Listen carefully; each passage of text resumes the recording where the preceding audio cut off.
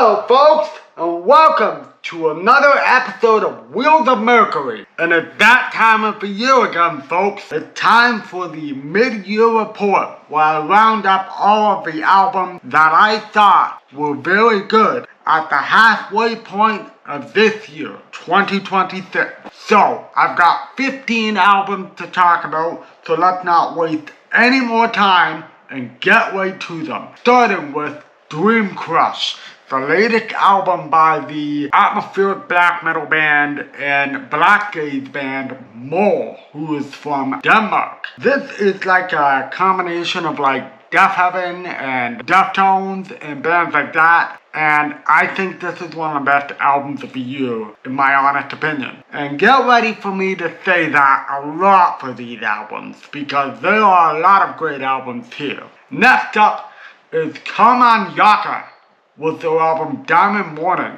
If you don't know, Karmanjakah is a gent/soul band from Sweden, and they play a style similar to like the Contortionists, like Michael Lassard era The Contortionists, and it's a great time. It was my comfort listen of this past spring 2026. So if you're looking for something that's heavy, but like comforting with no screams in it, yeah, definitely check the Karmanjakah record out. Next up, another black gaze band, Ashbringer, with their album Subglacial. Ashbringer is from Minnesota. I've been a casual fan of this band for a while, and this is probably their best album yet. There's a lot of great songs on it, but if I were to choose a favorite, it would honestly be Drag Him to the Lake. The call and response scream vocals on that song are just so freaking good. Next up is Fire Magic with their album Memories of Fire. This is a side project of the drummer from Antichrist Seed Machine, doing more melodic black metal. Think like Spectral Wound and bands like that. So yeah, if you just want like a warm sort of heavy metal inspired melodic black metal sound, this is a good one to listen to. Next up is the first non-metal album on this list, and that is American Football with their fourth LP. And this takes a kind of a dark turn for the Midwest emo legend. I like the sort of dark, somber atmosphere on this album. It's got like a kind of a, I don't know, it's very somber, it's very dark, and it's got a very, very good atmosphere. So if you're looking for some kind of like, I don't know how to describe this, like abstract rock music that's like post-rock, but got a little bit of the classic Midwest emo stuff in there, yeah, check out this American Football album. It's really, really good. Next up is Firmament with their album In the Land of Preem and Kings, and this is one of the best black metal albums of the year in my honest opinion. I've been raving about Firmament for a while, and they basically kind of play raw black metal, but with very beautiful and lush keyboard interludes. Next up is Adrift with their final album Infinite Illumination. This is one of the best doom metal / traditional heavy metal albums of the year in my opinion, and yeah, Nate Garrett and company just killed it on their last album.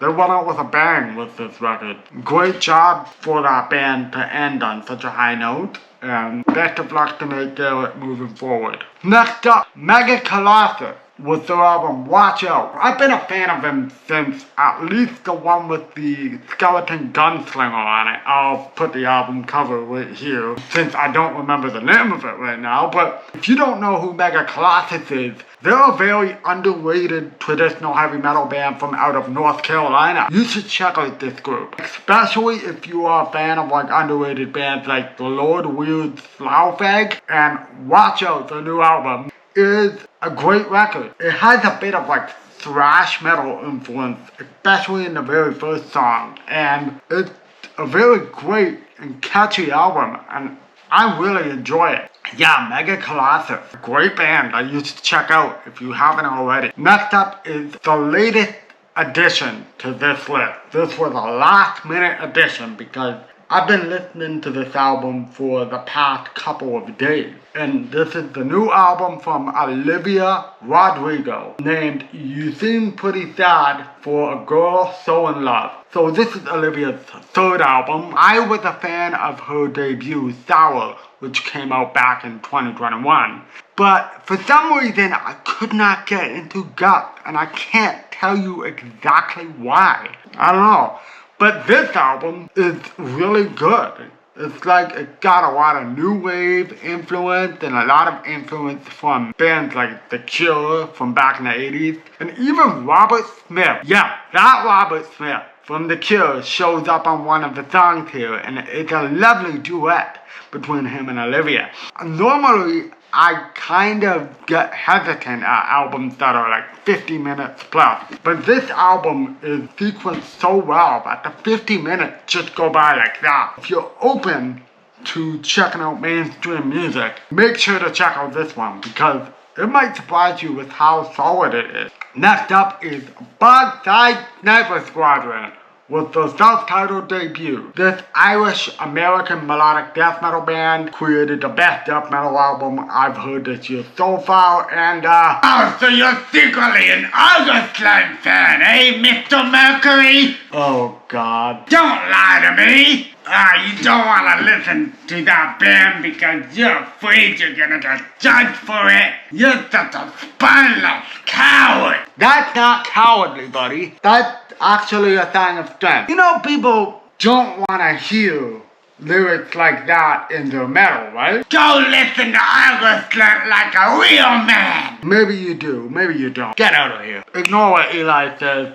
This is a great album from Bug-Side Sniper Squadron, and yeah, if you like melodic death metal and you like Running Wild and Thin Lizzy and all that, yeah, definitely check them out. Next up is my favorite French-Canadian / Quebecois metal band of the moment, Illumination, with their album Cedera. This is a great atmospheric black metal album with some beautiful piano and some tortured screams in Quebecois French, and it is just a lovely, lovely album, and very progressive too. Some great drumming and great bass work in it. If you like progressive atmospheric black metal with a depressive black metal sort of tinge to it, check this out. Katara with his album Caminhos de Agua. This project is from Brazil, and he does like kind of acoustic black metal. Acoustic black metal? What kind of hipster baloney is that? Stop interrupting my video. Get out of here. Goodness gracious. Anyways, as I was saying, this is a great album that fuses like acoustic instruments and black metal. If you're into that, definitely check this out. Next up is the comeback album from the one and the only post-metal atmospheric sludge metal legends, Neurosis. And I thought this was a great introduction for me into this band. I really enjoy it. If I were to pick an album of the year for the half year point, honestly, despite it being like an hour long, I would honestly pick this. Yeah, I don't know how I feel about this being my album of the year just yet, as there's so much music that has come out. But like, we'll see if it retains that title in December.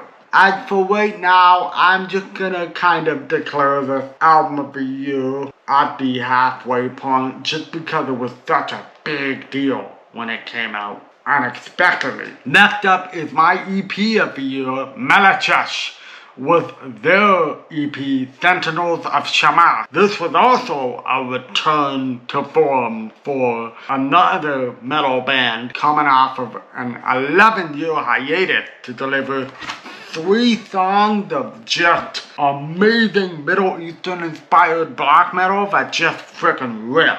They're just kick ass, man. It's so awesome. All of the songs are so good, and if you just want some freaking rages, this Melachach EP is awesome. And finally, to wrap things up, the new album from the Swedish black gaze band Together to the Stars with their album Iridescent. If you would have told me that there would be 2 albums released in my lifetime under the neat genre of black gaze that would have pink album covers, one of which changed my life, I wouldn't have believed you.